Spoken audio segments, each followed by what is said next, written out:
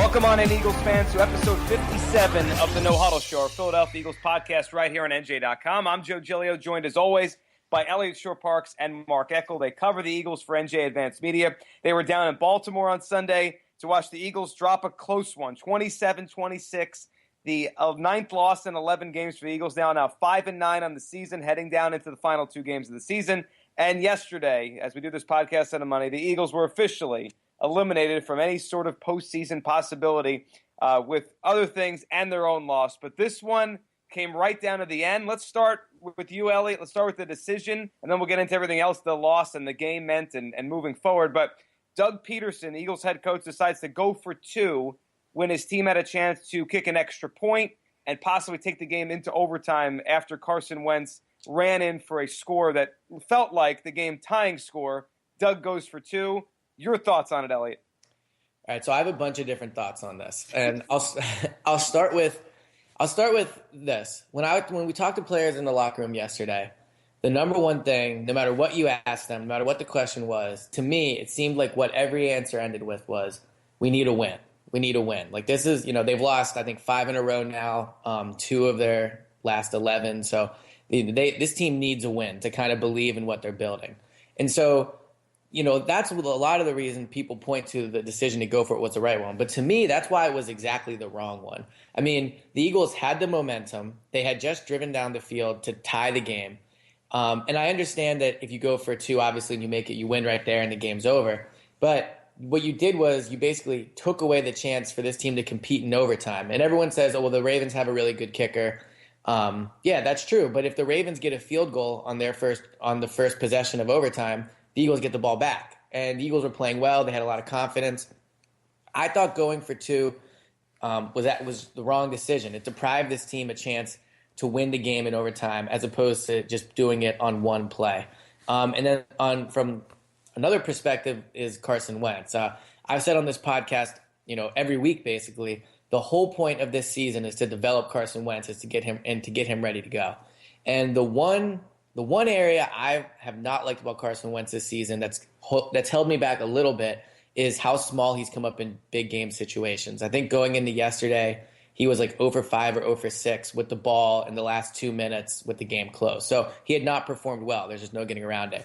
Yesterday, he drives the team down the field, gets in the end zone, and now it ends with him on an incompletion. If you get the ball, you kick the extra point and the Ravens score in overtime and you lose, fine. I mean, you end up losing anyway. But at least Wentz ends the game on a good note. So I thought from a number of different reasons it was a bad call. Especially, and one more thing, Mark, sorry, I know I'm going on here.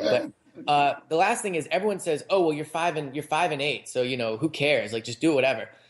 I don't think your losing record is never a reason to be reckless. I mean, if you need a win, you need a win. And convention says you tie the game there. Just because you have a losing record, this is why they have a losing record, because he's been so reckless with his decision-making all season. So I thought kicking the point was absolutely the right call. Going for it was not. Mark, go ahead. What can I say? Well, he said, what can I add? Okay. I know. I will add this. Elliot, when the Eagles got the ball, when they had moved to about inside the 20, what did I say to you? You said they're going to go for two. That's what I said. And you said, you think they're going to score? And I said, well, if they do. Right. I knew it. I just knew it. I knew he was going to go for two.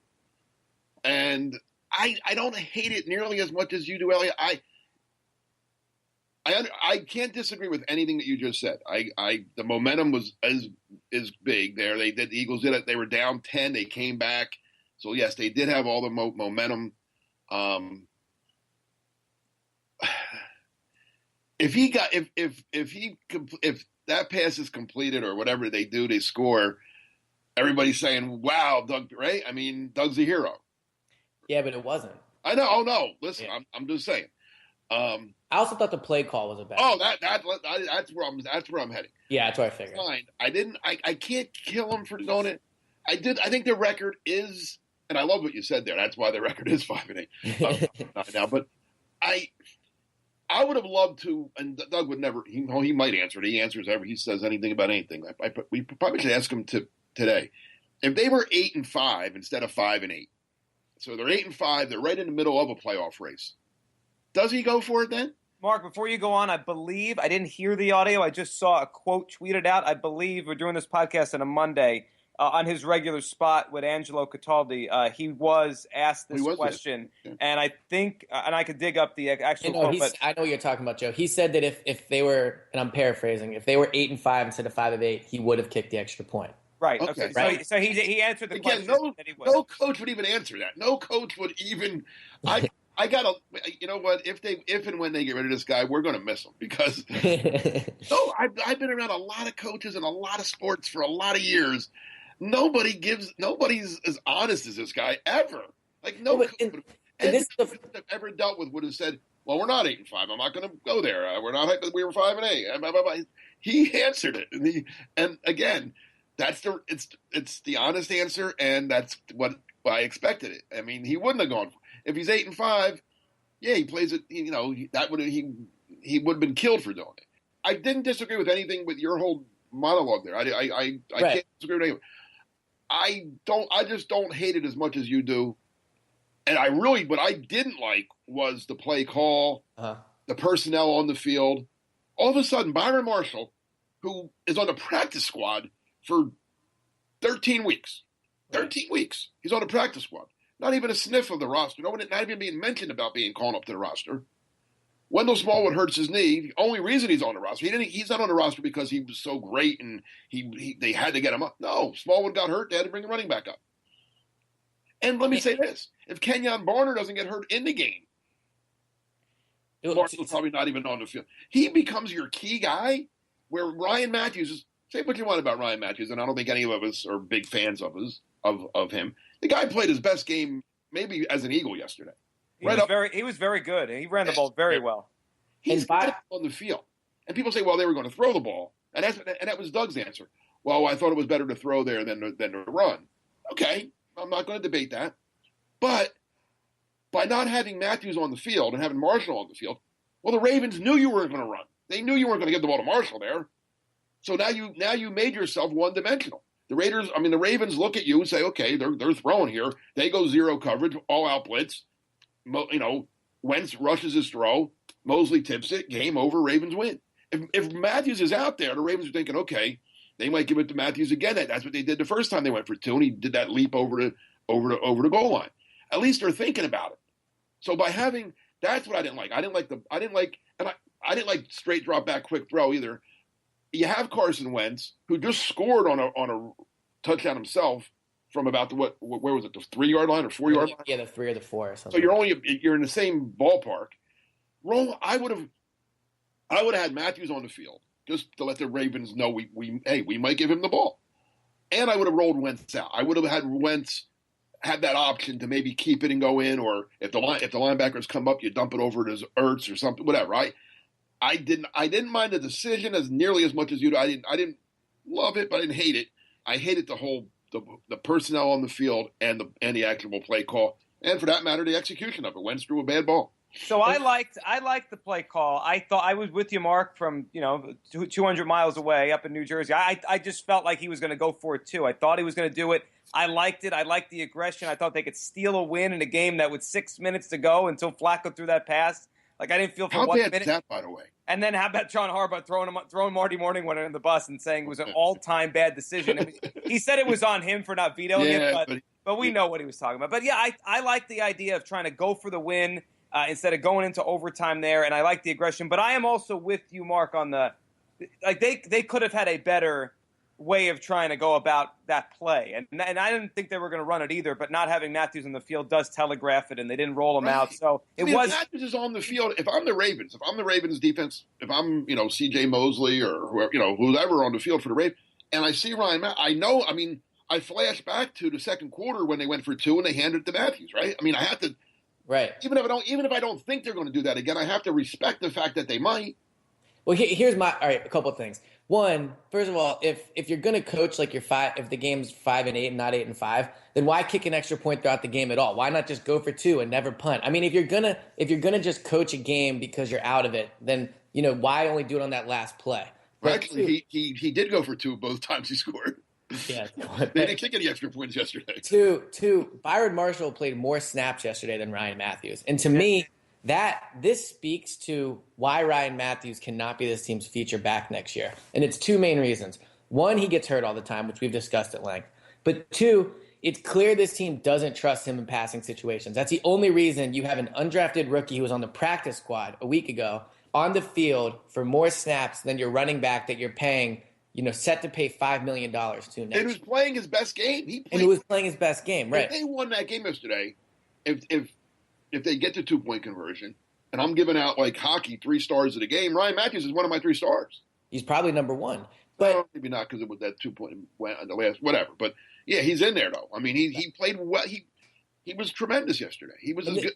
If that was Ryan Matthews every week, he'd be Ezekiel Elliott. Right, but the problem is he's never available every week. But this to me yesterday highlighted the strength and the weakness of Doug Pederson as a head coach. Start with the strength. I wonder what the strength is. All right, his strength after watching Pederson for almost a year now because he was hired mid-January last year. His strength is his players absolutely play hard for him, and they do like him. Last year, we can debate to death how many players didn't like Chip and who didn't, but there was a portion of the locker room that didn't like Chip, and I think you saw that, especially with Jason Peters, at the end of the year when they kind of folded on him. This team has not folded on Doug Pederson. They've played hard the past 2 weeks. They were in position to win both games, and they did. On and off the record, whoever I talked to in that locker room, they support Doug Pederson. But Brandon Brooks said he's the best head coach he's ever had. Who said that? So Brandon Brooks. So Doug Pederson. Shot at Bill O'Brien, I guess, huh? So Doug and Gary Kubiak, who won a Super Bowl, right? Wasn't Brooks in with Houston for a few years? Yeah. So I mean, and I asked. They've been there at the end of Kubiak, So Brooks told me that after the loss to the Giants, and then he said it again after the Bengals loss. So, but regardless, that's his strength. Doug Pederson gets his players to play hard, and that's what Jeffrey Lurie wanted. He wanted an open-hearted coach with emotional intelligence, so that's what he's gotten. Doug Peterson's weakness, which is going to be his downfall, and I think Mark will agree with me on this, he is not a good coach on Sundays. He makes bad decisions in the game. His play calling at the beginning of the game is good. I think yesterday he tried to run the ball more, and you saw the success of that. But I mean, in time after time this year, in big situations, he's made the wrong decision. I mean, I wrote this Monday morning on NJ.com, and when I started to write it, I wasn't even aware of how many mistakes I was going to find. I mean, you can go to almost every game that in these last 5 or 6, and you can point to a big mistake by him that either just makes no sense at all or was a 50-50 call and he picked the wrong option. I mean, what has he done this year besides week 1 in Cleveland where they got it on 4th down? And that was the wrong decision. I don't care. It worked, but it's the wrong decision. Right. You can certainly argue that. But what has he done in game over the past 2 months that has worked out? I mean, there's very little. Like Nelson Aguilar maybe has improved since he benched him, but no, he hasn't. Okay, he had one catch for 9 yards yesterday. Right, okay, dropped another one. That's fair. Nelson Aguilar. So you benched Nelson Aguilar, right? And then yesterday he plays more snaps than Jordan Matthews. So you know what I mean? Like there's that's no biggest weakness. His personnel. He has no idea. It's like he never has the right both sides of the ball. Jim Schwartz is just as bad. Right, and we'll talk about have the right people in at the right time or in the right place. Yeah. We can talk about Jim Schwartz in a minute, but the last point I want to make about Peterson was the decision not to have Ryan Matthews on that 2-point conversion. I mean, that's like a borderline fireable offense. If you talk about arguably the best player on your offense yesterday, right? Just yesterday, probably the best player on your offense, the biggest play of the game. Like, I don't care what package you're running. You need him out on the field there for the reasons Mark just highlighted. And then you throw it across the middle into traffic. It's asking for disaster. So is Doug Pederson, can he learn from this? Maybe. I mean, Mark, you were here for the beginning stages of Andy, so I don't know. Andy was never a good coach, or never a good in-game coach. I think people could argue that to a certain degree. His weakness was he didn't do these kind of things though. Right. Okay, but so let me ask you this. Lock up a lot. After he watching the right people on the field. After watching Andy grow from what he was to what he finished, because you were there for the whole thing, do you think that the flaws Doug is showing can change that, or do you think this is just who he is because he is Andy Jr. So I mean, what do you think based off that? He's really not Andy Jr. I mean, he is in a lot of like his strategies, his West Coast offense, but they're personality wise, they're not. I mean, they're as opposite as any two people I've ever been around. Andy didn't say it. You think Andy would answer questions about if we were 8-5? Come on, right. Never. So, but what I'm saying is Didn't But no, do I Andy? think I know what he has. I just want to clear up that everyone thinks Doug is like Andy's clone. They're Right. personality wise, as a person, they're nothing alike. As a coach, they do have some similar. And why wouldn't they? That's the only guy Doug's ever worked for is Andy. So he would, of course, he would be a little bit like him Right. from a strategy standpoint, from a offensive game plan standpoint. Of course, he's like him that way. But they're nothing alike as people. Nothing. Absolutely night and day, as far as I'm concerned. Do I think? No, I don't think Doug Pederson. I will be stunned out of my mind if this team ever goes to a Super Bowl with Doug Pederson as their head coach. And that's what the Eagles have to think about right now. If I'm Jeffrey Lurie, he has to sit down and talk to his advisors, Howie, I guess, whoever else is in that, and say, listen. And this is what I thought they needed to do last year, but with Sam Bradford was, and they didn't answer that question because the Eagles don't like to answer questions. The question last year at this time was, is Sam Bradford ever going to take us to a Super Bowl? And I'm not answering it for him, but if their answer was yes, then they should have given him a new deal, put some people around him, and let's see what happens. If the answer was no, they should let him walk as a free agent and move on. They kind of did both, and then they got really lucky when Teddy Bridgewater tore his knee up, and they found an idiot in Minnesota that was willing to give him a first-round pick for Bradford. Now I think they have to decide. They have to come and say, is Doug Pederson ever going to take us to a Super Bowl? And see, before you guys go on, with 1 year, right? Like a year ago when they hired Doug Pederson, then I have a couple things on Doug I wanted to ask you guys. But when they hired Doug a year ago, they made the determination that he was the kind of coach that could grow into that coach. Why would they, in a year, reevaluate that? Like, I understand because of what they've watched, I think. Okay, but that undermines their own thinking a year ago. Like, why is a year enough? Like, I understand the idea, like 3 weeks ago when we had the discussion, if the team quits and they hate him, well, then that's toxic. You got to get rid of him. But just in-game stuff, why after a year is that enough time to say, well, maybe we were wrong here? Like, why is that enough time? Okay, well, all right, Mark, it sounds like you're ready. You want to go, Mark? Well, no, maybe it's not enough time, but do you want to just keep prolonging the inevitable? So now Well, maybe I'm too strong here about this, but and he's such a nice guy. That's why he's such a nice guy. And from a media standpoint, we couldn't ask for any more. He gives us too much, to be honest. But I don't think either me or Mark, I definitely don't think you're saying it, Joe. I don't think any of us are saying they should fire Doug Pederson. I'm saying that they should think about it. Right. What I'm saying is, I think Pederson's flaws outweigh his strengths, and the Eagles have to ask themselves, and this is what Mark is saying, do they think he can grow out of it? Because, and here's another aspect of all of this. Maybe Pederson does. Maybe it takes him a year or two. I mean, I'm sure there's examples of coaches that, over time clearly have been fired and they come back and they're fine. But here's the other thing you have to consider. Are they willing to bet on Doug Pederson becoming a better game day coach at the same time they develop Wentz? Because if you say, all right, we think Pederson's strengths, which I think there are some that I just outlined, if his strengths are good enough that we want to wait for him to grow out of these weaknesses, if he doesn't grow out of them by like midpoint next year, what does that do to Wentz? I mean, Frank Reich, this isn't just us saying it. Frank Reich said he could see the losing wearing on Carson Wentz, right? So let's say the Eagles lose these next two games, which I think is probably likely. So the Eagles finish 5-11. They lose, they finish 5-11 and they lose two. They lose 11 of their last 13, right? Yep. So, and then next year the schedule is what it is. I mean, next year they start 2-4, right? The question is, are you wasting time betting on Pederson? And Joe, you say, why reevaluate after a year? Because Doug Pederson wasn't their top choice last year. This wasn't like Chip Kelly where they bought all in. I mean, you saw how much room Jeffrey Lurie gave Chip Kelly because he didn't want to give up on something he thought was correct from the jump. The question is, did the Eagles, how strongly did they believe in Doug Pederson from the jump? And who do they believe in more, Carson Wentz or Doug Pederson? And if they think that Wentz is not, and if they think Pederson is not the guy to develop Wentz after being around him for a year, you absolutely cut the cord earlier than you do later, because doing it later could do irreparable, damage to Wentz that cannot be fixed. I agree with that, and I think you've probably seen some other teams hold on too long because they don't want to mess up continuity, and it's a mistake. And we'll get into two teams that did the opposite in a few minutes here. Let me just add this real quick, because Elliot, what you said his strength is, I'm not sure that's his strength. I mean, players like him. They love him because he's easy on them and he's one of the guys. I think that's a good trait for an assistant coach. Okay. I think the head coach, and you and I talked about this last night.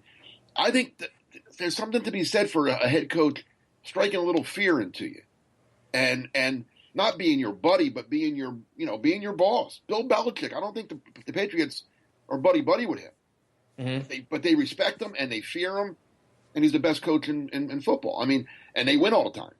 I don't think the head coach should be your pal. I don't think he should be the guy. Hey, Dougie, what's up? Hey, what's up? No, you should have Mr. Pederson. What's up? Coach. No, I mean, that's how I could be wrong. I mean, it's a new day and age now. Maybe that is better to be. But the successful coaches I've been around, they've been feared and respected, not the player's friend. Yeah, Doug is certainly a different kind of head coach in terms of that. But let me ask you guys this, because I come every time I criticize Doug, and I criticize him too. I think we're all on the same page here in terms of he's made mistakes in games. I do want to throw one thing in there for yesterday, for Sunday, because decision making. If he didn't make that decision to go for 2 earlier in the game, which worked, they would have had to go for 2 at the end. So I think we have to give him a little credit for that. Like that, maybe he went for 2 early because of the weather. Right, the weather. But again, I don't know if every coach would have done that. Maybe they would have, but I'm not sure. But why do we have to give him credit for that? Because you're knocking him for a wrong decision. Why not give him credit for a right decision? What was the right decision? Going for 2 early because it worked. They got it because if they didn't do that, right, okay. if they didn't do that, they would have had to go for 2 late. Like that made the points up to where the decision was late. But this is the question I have for both of you, because every time and some of the things Doug has done have just been ridiculous, like the challenge for the couple of yards. Or the jet sweep yesterday on 4th and 1 to Aguilar. Bad call. Right, but okay, that's a perfect example. No, Aguilar's playing better, you told me. But let me ask you guys, because I think it's a perfect example, Elliot, you brought up, that play. How much of this, and you guys watch this team, and you've seen this team from the summer more than anybody, how much of this is Doug just not knowing what he's doing and making mistakes, or how much of it is the lack of talent they have and him trying to scheme up something because he doesn't think if he calls normal stuff or he does normal conventional coaching, they have a chance? Elliot? I think it is not. The personnel is an issue on this team. I don't disagree. But yesterday, the call on 4th and 1 to jet sweep is a perfect example of why it's Doug, and I don't think it's him overcompensating. Because yesterday, you were running the ball better than anyone's ever run the ball on the Ravens all season, probably. I think yesterday the most yards the Ravens had given up at home was 65 yards on the ground. Yesterday the Eagles finished with, I think, over double that. So you were running the ball. So if you want to look at just that example of a situation where Doug has a tough call to make, and what's his play call, he had every reason to run the ball there. Instead, he tries to get cute, and he does, probably his weakest receiver physically, sends him around on a jet sweep, and it doesn't work. So I think, yes, personnel is an issue, and I'm sure at some point, in game planning that does come up. And if he had a better roster, if he had the Dallas Cowboys roster, right, I don't think there's any decision he makes this year that he wouldn't make, whether he had the Cowboys roster or the Eagles roster. I think this is who Doug wants to be. I think it's because he used to be a player. He really overemphasizes trying to show trust in his roster when he's time again making a reckless decision where, maybe the Eagles trust him now, but when they're, when they lose, 20 of their first 30 games with him as a head coach, I wonder how much they're really going to care that he's still being reckless. Thank you. That's all these players that are telling you, "Oh, we love him. He's my favorite coach." Best. If they go 5-11 this year and they're, like you said, 2-5, see how much players start liking him then. Well, let me ask you this, Mark, off of Joe's question: If Doug Pederson has the Dallas Cowboys roster, does he make any? Do you think there's any calls? I mean, do you think he's a different coach, or do you think this is just who he is? That's a good question. Because the challenge to Nelson Aguilar that Joe referenced a few weeks ago against the Packers, he would have done stuff like that no matter who he's coaching. I think. Right. So I can't think of. I would hope if he's coaching the Dallas Cowboys, if him and Jason Garrett just flip flop for a couple weeks, I would hope he's giving the ball to he makes Ezekiel Elliott to defeat the focal. He ran it yesterday, and yet on 4th and 1, he's still on 4th down. I would hope he wouldn't give Terrence Williams the ball on a jet sweep. He would hand it to Elliott. I would hope. But yesterday, I know he didn't. I know. I hope. Right. Yeah, I would just love to get into his mind. And I know he answers questions honestly, but like a question like this and to know what he's thinking, like to yesterday, was part of the reason why he went for it to try to win it there was because, I know, I think, Elliot, you wrote about the defense and some of Jim Schwartz and maybe the players not loving that call before halftime. But does he go for it because he doesn't trust that his defense is going to get off the field and not allow a touchdown because they've allowed 20-something points in basically every game for months now? This is the other thing, and this is what Marcus talked about. Like, the stuff Pederson says at the podium makes you scratch your head, too. Like, so yesterday after the game, he goes, and I'm paraphrasing because I was in the locker room. I wasn't in on Doug. But he said something like, well, we were underdogs, so I wanted to go for it. Like, he ran the numbers. Yeah. Less than a fifth. What numbers? And also, what are you talking about? What do you even mean we were an underdog? What did you debate where to go for it and then remembered you were a 6-point dog going into the game? Like you were 1 point behind. You could have tied the game. You're basically that quote either means a couple things. One, coming into the game, he knew that they weren't good enough, and that's why he went for it. Or two, he didn't think they were good enough to beat them in overtime. So, I mean, how else can you interpret that quote? So I don't know what he's talking about. We were the underdogs. We wanted to go for it. Like, I don't know what he's – I don't know. I know, yeah. It came off to me as like we're playing with house money. We're not supposed to win this game. But he shouldn't say that. No, exactly. And also, you're not playing with house money. Like, everybody's saying this. This Eagles team needs a win. I don't care what their record is. And your best chance of winning that game, in my opinion, was to go into overtime. And so, Doug's up there like, oh, who cares if we win or lose? We're 5-8. Well, I'm sure all the players in the locker room care a lot whether you win or lose, and you lost yesterday. Elliot, I think you had it on Twitter in terms of the players you talked to. Was it a sense that he made the right decision?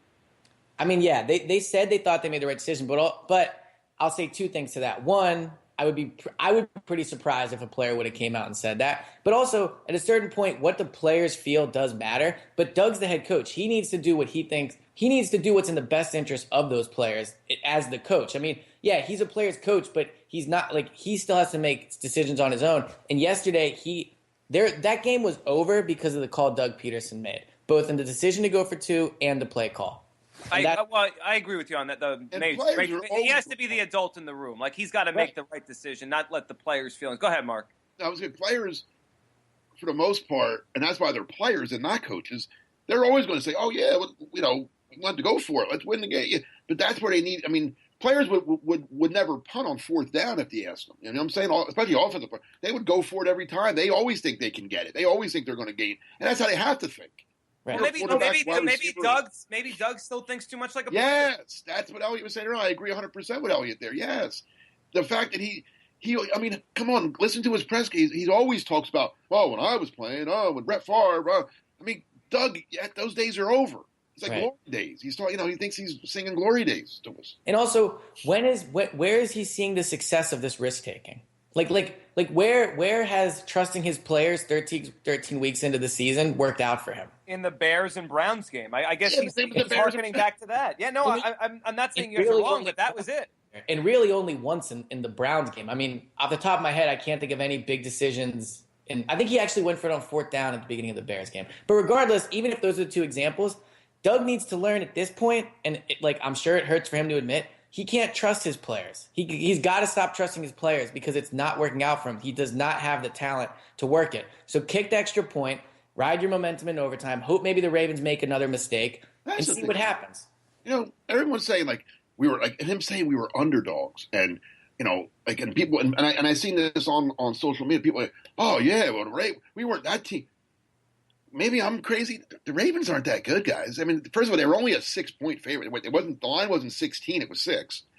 And the Ravens are going to be a 500 team. I think the Ravens could easily lose their last two games, go 8-8. That's an okay team. They're not anything special. Yeah, they're pretty average. They're not the Patriots. They're not they're not the Cowboys. I don't know. I mean, everybody making a big deal. Oh, house. You're like even you said.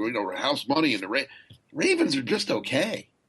Right? Am I wrong? They're an average team. They're an average team. They're 1 point better than the Eagles. Oh, yeah.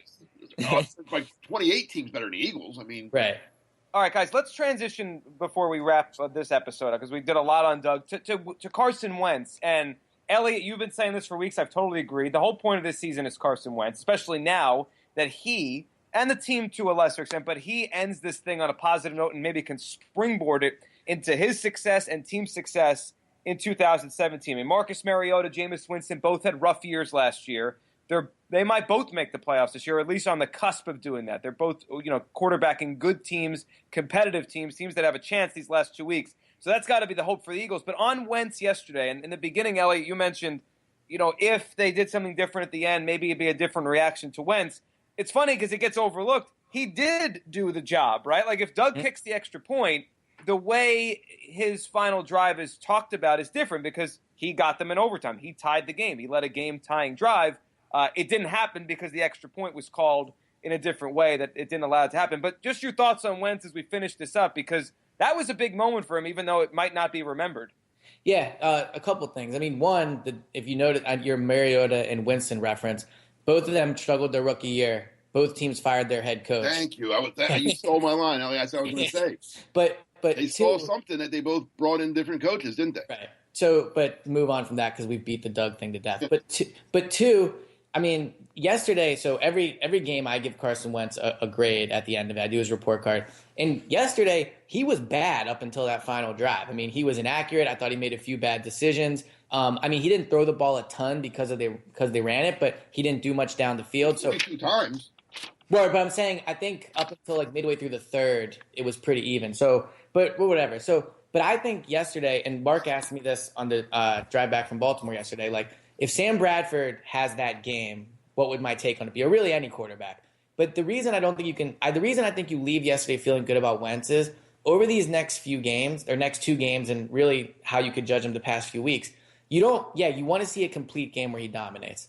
But what you want to see is areas of him growing. And I think over the past weeks, you haven't really seen that up until yesterday, because I thought for him, and I know it was only 50-something yards that he took him. It wasn't like it was 95 yards in a minute. I mean, it was 50 yards in 2 minutes. So, but I think we all agreed, none of us thought they were going to score. And the reason we didn't think that is because they'd come up small time and time again this year. So for him to do that, I think was a major step forward in his development, because ultimately to be a franchise quarterback and to be a quarterback you can build around, that's where you have to come up big. And you can suck the whole game, but if you get it done where it matters, you're going to win more games than you're going to lose. So I think yesterday I felt good. I felt better about Wentz yesterday because he was able to pull that off than I did coming into the game, because it's good to see that he has that in him to do it. Mark, your thoughts on Wentz as we watch him finish out this rookie year and the idea that, how much this matters to him and trying to springboard this thing. He showed me something on the last drive. I'll give you that. I mean, he took him down and he scored. He got helped by 2 penalties on the Ravens that were key plays on that drive. It would have been 3rd and long both times, and the Ravens bailed him out. I don't think he played well yesterday. I mean, that drive notwithstanding, he did things that the interception was bad. He's thrown an interception now 5 straight games.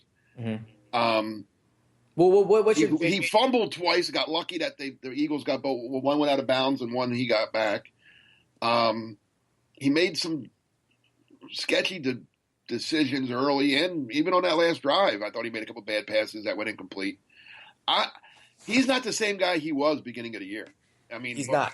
I agree, and that's not a good thing. I mean, I didn't watch Mariota and Winston that closely last year. I mean, obviously we don't cover Tampa Bay or Tennessee, but I don't know if they got better as the year went on or not. Well, Mariota got hurt, but Winston, I think, did get better as the year went on, if I'm not mistaken.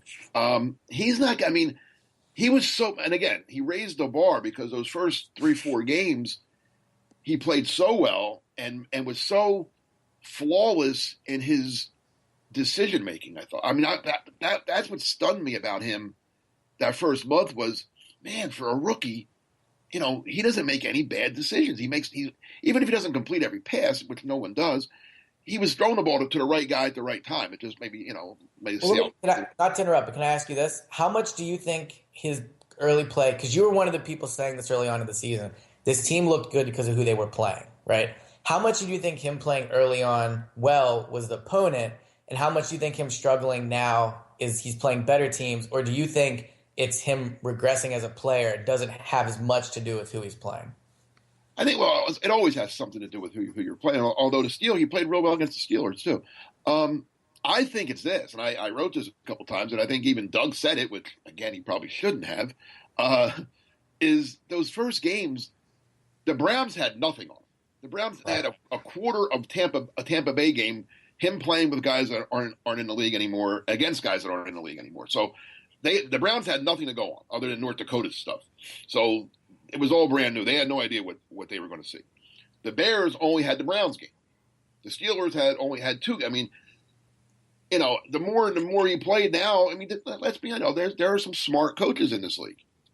Believe it or not, there are some who are smart. They're just not matching the Browns and the Bears. Well, now they didn't have anything to base it on. No, I'm just kidding. Now you're playing the Ravens, you're playing the Redskins, you're playing the Giants, Cowboys, Packers, Seahawks. They have a bunch of stuff to watch on them. They found things that they feel that they could do against him, and it's working. Now that's where I kind of put it on Doug, Frank Reich, John DeFilippo, whoever else. They have to counteract. I mean, football for as violent and physical of a game as it is, it's also a mental game and a chess match. The coaches it's a lot of mental chess match going on, and they have to adapt to what defenses are doing. They can't keep telling us all the time, well, the defense watched, they took that away. Oh, come on. You get to watch film of them too, don't you? Right? I mean, you got to come up with something that they can't, that they're not good at. If they're finding your weaknesses, well, you got to kind of counteract that. And that's what's not happening. No, it's not enough. Let's wrap with this about Wentz and the Eagles themselves. 2 games left, so it's a short week. We're doing this on a Monday, Thursday night, home game against the Giants, and then on New Year's Day, home game against the Cowboys. Now, you guys already said they probably lose, and they'll be underdogs and playing 2 teams that are. Well, I got to ask Doug what the line is. Right. It'll affect the way he coaches the game, but yeah, they're going to be underdogs, and especially Thursday against the Giants. The Giants having so much on the line. But Mark, and I want both of your perspectives on Wentz, but then the team. And Mark, you've seen a lot of these teams over the years that have had different things to play for. I think of Andy's second to last year. They start 4-8.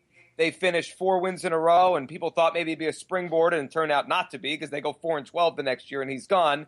I go back to a rookie quarterback like Eli's first year. I think he was 0-6. He won a Week 17 game against Dallas, and the Giants always talked about that as a springboard to the next year they started winning a lot. How much do you think these last 2 games could be important for a springboard, or do you think that kind of stuff is meaningless because the team will be different when it comes to next August? Go ahead, Mark. You go first on this. I think it's meaningless. I really do. I mean, every year is different, and especially nowadays with free agency and stuff. I mean, I just don't think. I don't think what happens. Listen, you always want to win. It's always a better feeling as a competitor to win a game. So it could. I mean, the Eagles will feel better about themselves if they can knock the Giants maybe from. I guess the Giants are in the playoffs now. No, they need one more, and if they lose to the Eagles, they could miss. I mean, they're close, but if they win it Thursday, they're in. Right, I know that, but they could, even if they lose both 10-6, they could get knocked out. I guess they lose a lot of tiebreakers. Yeah, there'd be a scenario where they miss. But they want to win. That would be a nice thing for the Eagles to say, hey, we made the Giants, have to win the next game, or we helped knock the Giants out of the playoffs. And same, who knows what happens with the Cowboys? I mean, I can't imagine they would. I mean, if the Eagles lose to the Giants, and maybe the Giants could catch a cow, whatever. It would be nice. But to say that you won your last 2 games of 2016, that's going to help us in 2017, it doesn't work that way. I've never seen it. I mean, like you said, Andy's that they won those meaningless last 4 games, and then what they do the next year? 4-12. Well, so I would disagree with that because that year they finished 8-8. You're right, they were 4-8. They won the next 4, and it was one of the reasons Lurie brought him back, and then it was a disaster. But if you look earlier in Andy's career, and correct me if I'm wrong, but wasn't it his first year where they won the last 2 games or something like that, or they beat the Rams the last game of the season? I think it was Rams and Patriots. That they were 3-11. They finished 5-11. Is that right, Mark? Yeah. So here's why I don't think they're meaningless. Because that's not why they got better. Well, no. Right, okay. Well, they beat a Rams team that didn't play anybody in the game. That could be the Cowboys game. Right. True. But here's the thing. I think what this Eagles team needs to see after talking to players in the locker room is they need to see the arrow is trending up. They need to feel like what they're doing is working, right? And if they lose their last 7 games of the season, when Andy was the head coach his rookie year, or maybe it was his first or second year, at least at the end of the season, I think you could say the arrow was trending up. McNabb was playing. They won their last 2 games, meaningless or not. They still won their last 2 games. And next year they beat Dallas week 1, and they from there they were one of the best teams in the NFC for a few years in a row. So I think that if they win the next 2 games and they come out in the first game of week, how come it didn't work in 2011? What? How come it didn't work in 2011? They won 4 in a row in the season. Because 4. I don't think they weren't rebuilding then. Like this team is rebuilding at this point. You know what I mean? Like I think if Carson Wentz comes out and throws 6 interceptions over the next 2 games, I think people say, I mean, that's really bad. He ended the season on a bad note. He got progressively worse throughout the season. He's turning the ball over a ton. And you go into next season, I think, with question marks about Carson Wentz. If they come out the next 2 weeks and Carson Wentz throws 6 touchdowns and only 2 interceptions, then I think you end the season feeling positive about it. That's right. Yeah, you'll feel positive for a couple of weeks, a month. By next July, it's you forget about it. No, I just disagree with that premise. That every year is different. Every year, come on. There's going to be anywhere from 15 to 25 new players on the team next year, right? Yeah, there will be a different feeling. Won't there be a different feeling in the offseason? No, there will be, Mark. If they win these last 2 games somehow, there'd be a different feeling going into January than if they lose out. Like, that'd be bad. Yeah, it would. But I don't think it translates into next year. I just don't. That's fair. That's a fair take on it. I don't know if there is a right answer. Ryan Matthews gains 120 yards again next week and 130 yards against the Cowboys. And when he's playing for the Packers next year, we'll feel good about it. Well, or he tricks Eagles into keeping him another year. Right. But I guess what I'm saying is this. I think because of this, like if Sam Bradford was Eagles quarterback or Ryan Fitzpatrick, then I would agree with you. These last 2 games mean nothing because you have so much change coming. No, but get me wrong. I didn't say they mean nothing. I'm saying if they win them, they'll feel good about themselves, and it's always good to win. And they'll feel. But I don't think you can translate that into next year. I don't think it. The Cincinnati Bengals back in the day were always that team. They would start off 2-6. They'd get hot in the second half and go 8-8, and everybody would say, "Hey, watch the Bengals next year. They're gonna they won 6 of their last 8. They're coming on," and they go and they do the same thing again the next year. I think it's important for Carson Wentz. I'll say that. I think it's important for Carson Wentz to come out. You know what's important for Carson Wentz? To go get him a wide receiver that can play, to get him a tackle that can block, and a running back that's solid. That's what's important. I agree with that too. But I think him playing well over these next 2 games, I disagree with. I think it means something to end the season on a positive note. I just do. I'm not disagreeing, but it doesn't mean anything for next year. That's all I'm saying. The whole world, it's a different world next year. Every year is different. Maybe without Doug. Maybe. Well, there you go. That's another aspect. If they win these last 2 games, they're not firing Doug. They lose the last 2. It's more of a conversation. So, yeah, I mean, the season is over, but my premise, Joe, what's that? What do you think of my premise that the one thing Jeffrey Lurie despises as much as losing is apathy? Oh, I agree with that. And if that stadium Thursday night is half filled and the people that are there are wearing blue and yelling, "Let's go Giants," on national television, that's not going to make a lot of smiles in the owner's box. No, it wouldn't. No. They need to play. They need to finish these last 2 at worst the way they played these last 2, right? Like in the game to the end. The fans will be in it then, and whatever. That's what I'm saying. Are the fans going to be there Thursday night? I think they'll be there to start. If the Giants are up 35-0 at halftime, they'll walk out of the building. But they're going to be there at the start of the game. It'll be. I think so. House. Yeah, I think they'll be there. Okay. I hope so, but I mean, I'm wondering. I'm wondering if that's not going to be. You've seen Phillies Mets games at Citizens where you hear "Let's go Mets" more than you hear Philly, right? A lot. Oh, that certainly happened a lot. Yeah, that's embarrassing.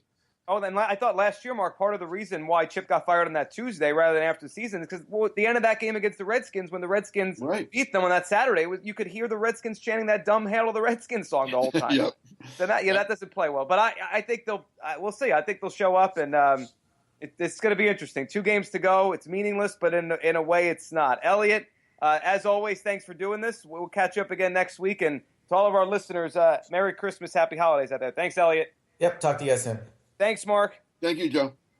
And thanks to all of you for listening. Everyone have a great weekend, great holiday weekend. We'll be back next week to get ready for whatever the last game of the season is, and after the Thursday night game against the Giants, right here on NJ.com.